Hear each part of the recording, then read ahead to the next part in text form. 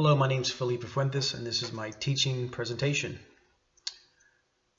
Let me ask all of you a question. Has anyone ever been left an inheritance of some kind? A large inheritance, small, from an aunt, uncle, grandparent, parents maybe, possibly, long-lost cousin, something of that nature.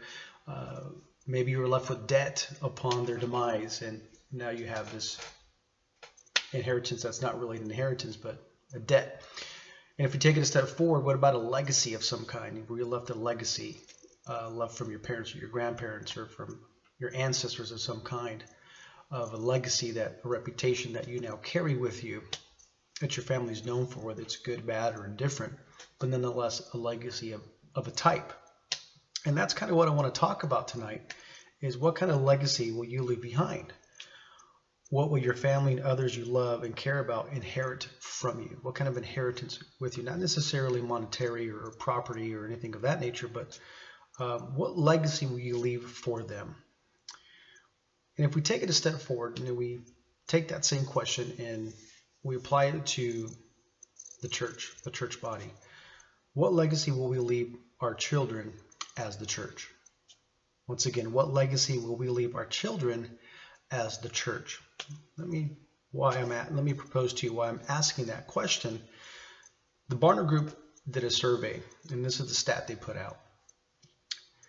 They put out the research that shows that nearly 6 in 10, that's 59%, of young people who grow up in Christian churches end up walking away from their faith or from the institutional church at some point in the first decade of life. That means high schoolers and college-age kids are walking away from their faith, or they're walking away from the church. The second thing they found out is that the unchurched segment among millennials has increased in the last decade, from 44% to 52%. This is mirroring a larger cultural trend away from the church going among the nation's population. So we're talking about kids leaving the church. We're talking about legacy. And this is why it's so important. This is very, very near and dear to my heart. I'm very passionate about our children not walking away from their faith, walking away from God, and walking away from the church altogether in the first decade of their life. Because the further they walk away and the longer they are from it, obviously, the less chances of them coming back. So it's important to us that we leave a godly legacy that's worthy of following. And this is why I think it's important that the church leave a godly legacy, that we leave a godly legacy to our children. And I believe that every believer should leave a godly legacy for 3 reasons. But before I get into those reasons, let me go back. We have to be relevant, absolutely, and we have to engage in this generation, or the younger generation. And we got to engage in the culture. We can't run from it. We have to answer the harder questions. We got to be transparent. We may not have all the answers, but as long as we're willing to have honest dialogue with them, I think that goes a long way. But once again, I think every believer should have, or should leave, a godly legacy for 3 reasons. Now, we're going to read from the book of Joshua, and we're going to take chapters 3 and 4 as our framework of why we should leave a godly legacy. Once again, 3 reasons. The first one is leaving a godly legacy will encourage those that precede you. And if we read in Joshua chapter 3, verses 9 and 10, it says this: Joshua said to the Israelites, "Come here and listen to the words of the Lord your God. This is how you will know that that the living God is among you, and that he will certainly drive out before you the Canaanites, Hittites, Hivites, Perizzites, Girgashites, Amorites, and Jebusites." So let me just kind of give you the background of what's going on here. Moses is gone. Joshua is the new leader. Okay, Joshua is the new leader. So when we think of legacy, Moses is a legend. He's left a legacy behind. Joshua's picking up where he left off. The baton's been passed. When we think legacy, we think of great people in sports. If you're a guy or a woman that enjoys sports, you play sports, you watch sports, whatever it may be, but it can be well argued that there are great legends in the sports community. Bill Walsh, Bill Belichick, Phil Jackson, the Yankees organizations, and they're leaving a legacy from those that come after them. And I'll explain how that ties into what we're talking about. But Joshua's response here was to go and get the people to listen to God because he was already convinced. Why? Because of Moses and what he did, and the impact that Moses had on Joshua's life. Remember, Joshua was with him during those times in the desert when they wandered for 40 years. Joshua spent time with Moses and watched him serve God and watched him lead the people of Israel. Moses was a mentor to Joshua.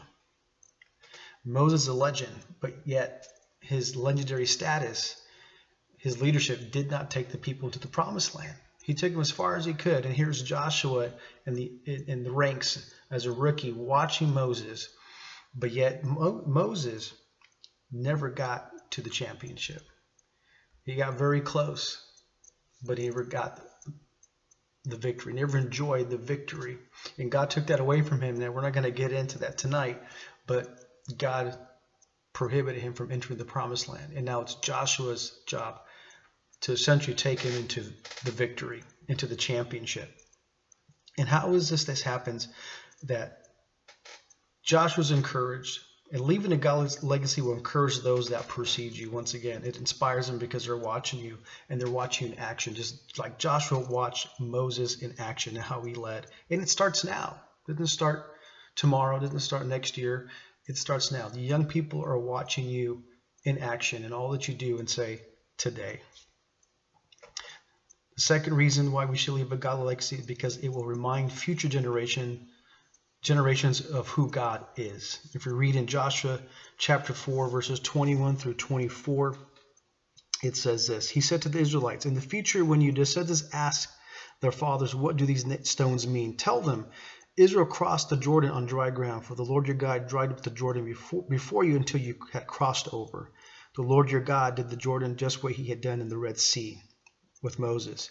When he dried it up before us until we had crossed over. He did this so that the people of all the earth might know that the hand of the Lord is powerful, and so that you might always fear the Lord your God. You see, Joshua obeyed to set up this memorial in the river Jordan. And we too should make note and make memorials of times of trouble where God had brought us through. You see, this was evidence of God's hand in their lives, God's hand in their deliverance. Is there evidence in your life where God's hand has been there? Are the memorials in your life you can point to show others who God is and how great and mighty that he moved in your life? I have a friend, an acquaintance, that he was arrested several years ago on a misidentity, and it was a long drug out thing where he went from police station to different cities, several hours down south from where he lived, to finally find out we had the wrong guy. But through that all, he was used to witness to people incarcerated and tell them about the good news of Jesus. It's an amazing story. So these God-sized miracles, these godly memorials that God has accomplished in our lives, we need to point out those to remind future generations of who God is. So what will you leave behind to remind them of the God of your life, of God's hand in your life, and the evidence in those God-sized memorials? So leaving a godly legacy will remind future generations of who God is. Number 3, leaving a godly legacy will help build future godly leaders.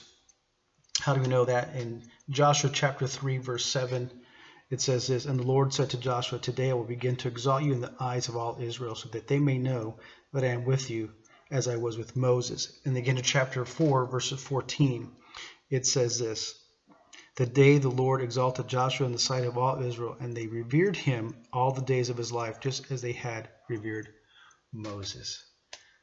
Leaving a godly legacy will help build future godly leaders. You see, all this that Joshua saw with Moses impacted his life. And because of that, he was encouraged. Because of that, he was reminded. Because of that, it built him up to be the next leader after Moses passed away. He watched Moses, how he served, how he gave, how he lived, his defeats and victories, and how he led the people of Israel. And it's not about being perfect. It wasn't. So we got to work hard at integrity nonetheless. But it's not about being perfect. But we try to work towards being above reproach and make sure that we're credible. We can't expect the next generation of Christians to lead if today's leaders are not engaged with them. So let's be worthy of following and succeeding.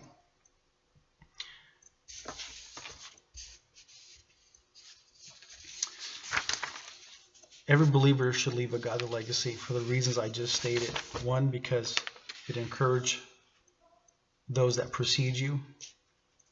Two, it will remind them, future generations, of who God is, and because it will help build future godly leaders. You see, Moses had a huge impact and played a huge role in Joshua's life. He watched Moses. He was there with them when they struggled, when they wandered for 40 years in the desert. He mentored him and he brought him along. And because of that, Joshua was encouraged. Joshua was inspired. Joshua set up a memorial of a God-sized miracle that happened to remind future generations that come after him, to remind them of who God is and what he did in his power and his might for the people of Israel. The life of Moses and his leadership impacted Joshua to make him the leader that he became. And now he took it by the reins without hesitation, and he just went for it. You know, there's so many great sports players, great sports teams that achieve a lot, and they have memorials in their building, right? Anytime a team wins a championship, they hang up banners in the rafters. They have flags in the stadium that are flying through the air.